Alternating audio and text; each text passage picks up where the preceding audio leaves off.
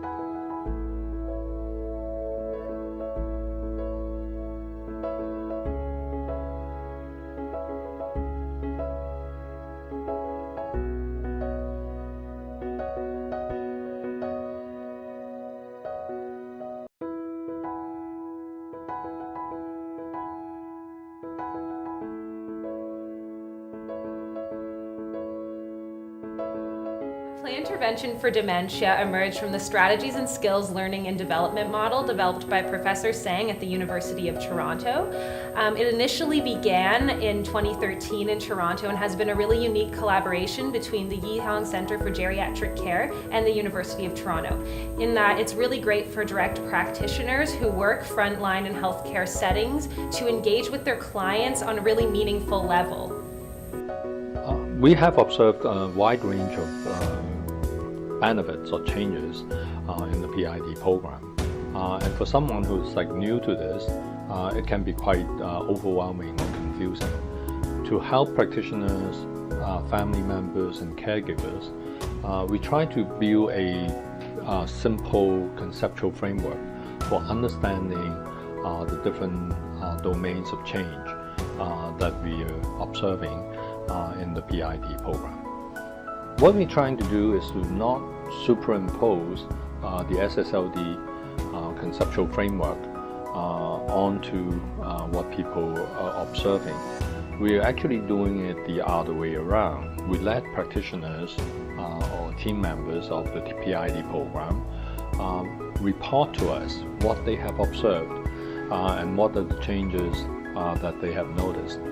And when we have got all this information, our research team has looked at the data and tried to organize them into what we now call functional domains. In dementia care, most professional colleagues and sometimes family members and caregivers as well tend to pay more attention to the cognitive abilities, like remembering things, remembering names, counting, like doing sums and maybe subtraction even, and also we pay a lot of attention to the reasoning skills, like conceptualizing, classifying, sorting, things like that, and the use of language. Can people talk coherently, use language in a communicative manner? So those are the things that people pay attention to. And obviously, like the cognitive domain is also one of the key domains in SSLD conceptualization. I am very happy that Dr. Tsang, with the University of Toronto and Ontario Trillium Project, has found a way and backed the way to help geriatric patients wake up their brain. Sometimes we need stimulation. Someone lying in bed all day is not being stimulated. There has to be interaction with other people. Another area that is visible to caregivers is what we call the physical signs. It includes gross motor activities like moving your arms, legs, and body. And an idea associated with this is what we call neurocorporal integration. In simple English, it is like the brain-body integration. Basically, what it refers to is like that your brain can actually control your body, and you have like voluntary control over like your muscles, so that you will maintain like the better balance. You have a steady gait, or you have less of those like involuntary discharges or tics. We can also be talking about fine motor or sensory motor coordination. Tasks such as like threading a needle or feeding yourself with a spoon, with a fork, or if you're Asian, using chopsticks.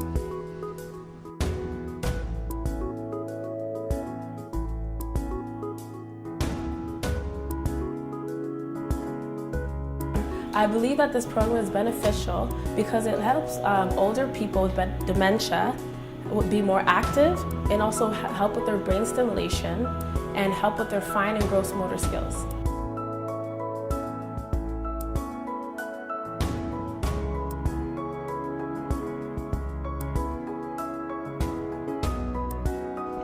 Emotion or affect is another domain that we're paying attention to. One key dimension is homeostasis, that is the ability to return to a state of relative stability or calmness after someone has been aroused emotionally, like being angry, fearful, or sad. Another dimension is like positive affect, which simply means that we want to facilitate more positive emotional experience, like being joyous, like delightful, happy, upbeat. That is the kind of feelings that we would want to see more often among people living with dementia. The third dimension is expressiveness. We do encourage people to express themselves emotionally instead of like holding things back or holding things up. suppressing or repressing their feelings. We believe that like when someone can have the space to spontaneously express his or her emotions, there's a fairer chance for the person to be healthy and experience well-being. Motivation is sometimes overlooked or neglected by caregivers, but in SSLD practice, we believe it is actually essential. We're talking about three key concepts here. One is needs being met. Two is like what do people want, that includes their preferences and their value. And the third dimension is drive, which also includes like the energy level. We talk about how driven a person is, right? Meaning there's like energy pushing or motivating that person in a particular goal-directed manner. So our environment has a physical dimension, and it also has what we call a symbolic or social dimension. So when people are involved in the PID program, they may show improvement in terms of like becoming more curious, more interested, or more engaging with physical objects and things around them, sights and sound, for example, and they become more responsive.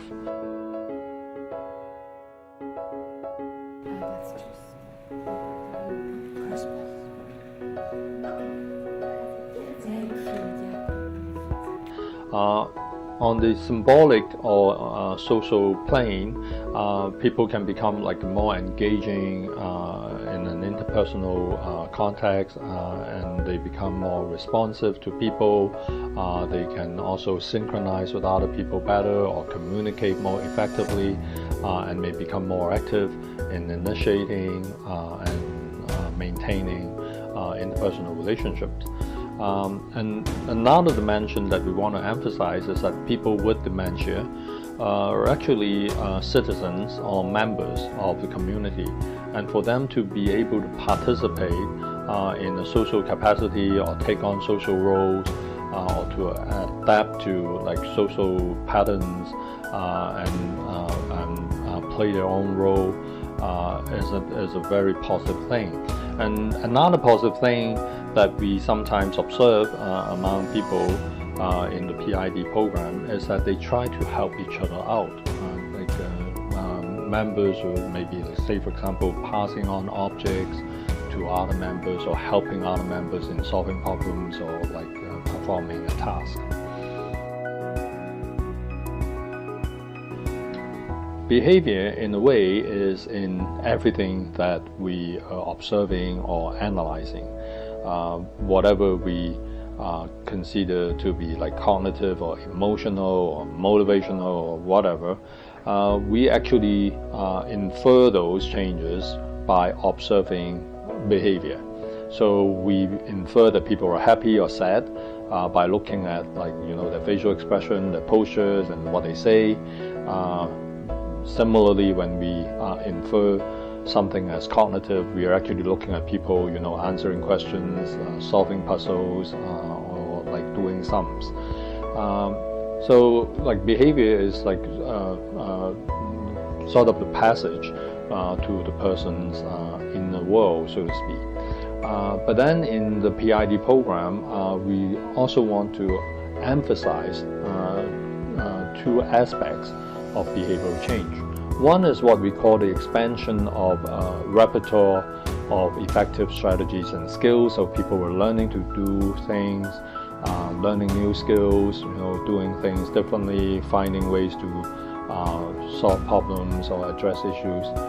The other dimension is the reduction of dysfunctional behavior, which can include behavior that are considered harmful, like aggression, or inappropriate intrusion into other people's space, or behavior that are considered pathological, like stereotypic behavior that doesn't serve a function, or behavior that is considered like socially unacceptable.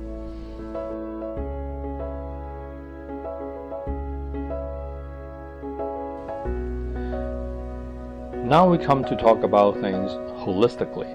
Well, many professional practitioners and caregivers, family members, and sometimes our clients themselves prefer to speak in a holistic language, and they talk about, the totality of their being. They refer to a sense of self or selfhood or personhood, and very often we find people asserting themselves using the subject noun I, and asserting their decisions, value, preference, choice, and we believe it is important for us to not only recognize but also respect and enhance, our clients' autonomy, agency, generativity, and creativity.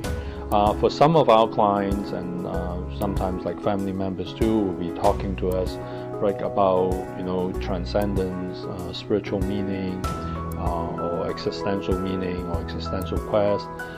Some of us will also be paying attention to things like aesthetics and creativity as well.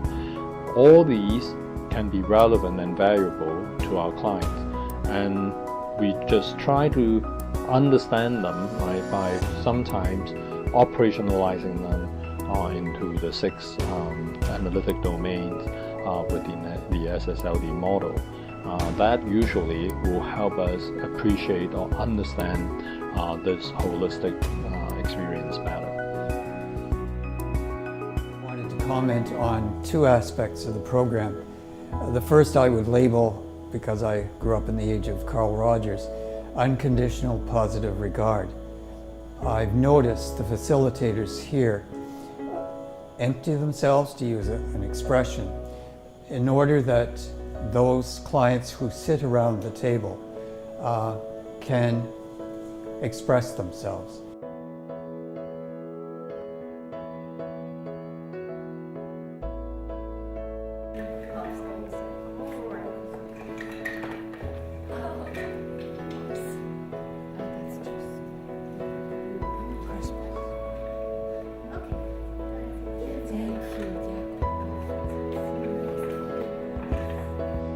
In this short video, you can see that one of our actors is reproducing this scenario in a PID session in which a participant, let us call him Eric, is doing something with this nuts and bolts toy. What we can notice is that it actually involves not just one domain of his overall experience of functioning. We can see that there is a cognitive component to this, in that he is putting colors together, the red and the green, and there is also fine motor coordination and improved dexterity on the usually non-dominant side of his body. And we also can see this as bilateral integration, because he is moving both hands instead of just using one hand. And combining the red and green together is something that reminds him symbolically of probably a positive experience. And when he said Christmas, we understood, what he was trying to do. He was creating or recreating Christmas holly. And you can see that this is a symbolization. And then his use of language is also quite unusual, because this is a participant who normally didn't speak, and at that particular moment he was talking, and he was saying something with a particular meaning. And when he did that, he was also trying to express himself. He also wanted to be understood, and he was also trying to initiate what we might also consider to be pro-social behavior. He was trying to give this almost as a gift, a Christmas holly, to another person in the group. And if you pay attention to his facial expression, you can see this is like one of those rare moments that we see this participant beaming with delight because of what he just did. So I think this short video will illustrate to you that like separating this like functions and all this into like various domains is just like for our own conceptual convenience. In real life, like when the participant is doing it, they do not experience like different domains, right? It is like an integrated experience that they experience as a whole person. But we use our conceptual tools to try to make sense of it.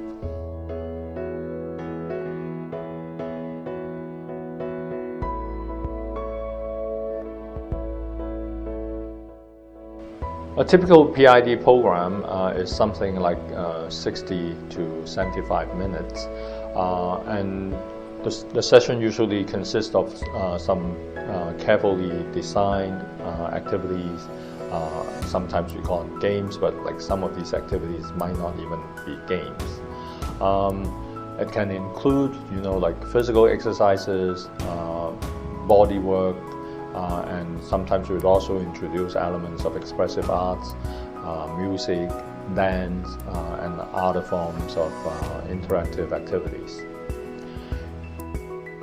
A key idea for the PID program is that we want to keep the participants really engaged and at a high energy level. We follow a simple educational psychology principle of short segments of activities to minimize what educational psychologists call reactive inhibition. So the typical activity or game segment is something like 8 to 10 minutes. We do not want it to go on for too long. We usually would switch the activity before the participants lose their interest or concentration.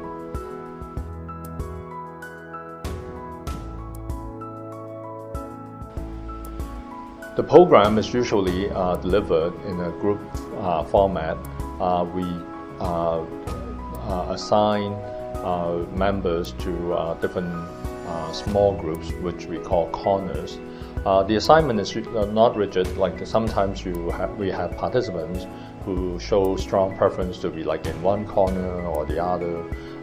We would usually take their preference into consideration because we do not want to come across as like some form of like authoritative arrangement. But of course, like we do want to like mix members in such a way to maximize the effect of the group activity. The number of corners that you have in a group is unlimited in theory, depending on the size of the adult day program that people are running, or in a long-term care or nursing home context. It depends on the number of residents who would be participating in this.